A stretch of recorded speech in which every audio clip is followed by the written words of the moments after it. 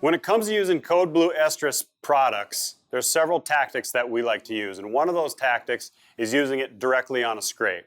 So what we like to do is we use rubber boots, wear rubber gloves, dress in scent lock clothing, carbon alloy type clothing. Make sure you wash yourself good. Any human scent is bad, so you want to get as much of that out as you can before you get into the woods. Then you go to the scrape.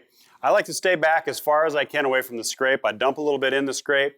I use a scent wick, soak the scent wick, hang it above the scrape so that if there is any residual, it drips right into the scrape, plus the winds can carry it. Now you want to always stay upwind of that so that the wind doesn't go right to where your scent's going to be, because obviously if that happens, it's more chance for the deer to smell you. And we all like to use drag rags too, and I know a lot of people do that, and people always ask, you know, when do you start using the drag rag? You don't just jump out of your truck with the drag rag. I always like to tell people somewhere between 200 to 400 yards. Of course, a lot of that depends on the route that you're taking, how many trails you're crossing, the bedding and the feeding area, but a good rule of thumb is 200 to 400 yards away, and you may want to refreshen it as you're coming in, but tighten your boots 6 to 8 feet, a drag rag, and then drag it on in.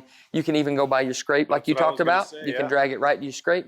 The things that you're doing to be scent-free, like Nick talked about, you know, with the carbon alloy and spraying down, all those things are putting more odds in your favor. And then by dragging this rag in, you drag it into your stand location, and if you're rifle hunting, yeah, you may want to stop a little further out, but you're going to want to stop it in your shooting lane at where the prevailing winds are not carrying that scent, but to where you want the deer to come from. So you stop in your shooting lane. If it's a bow shot, 15, 20, 25 yards. If it's a gunshot, you can lengthen that range.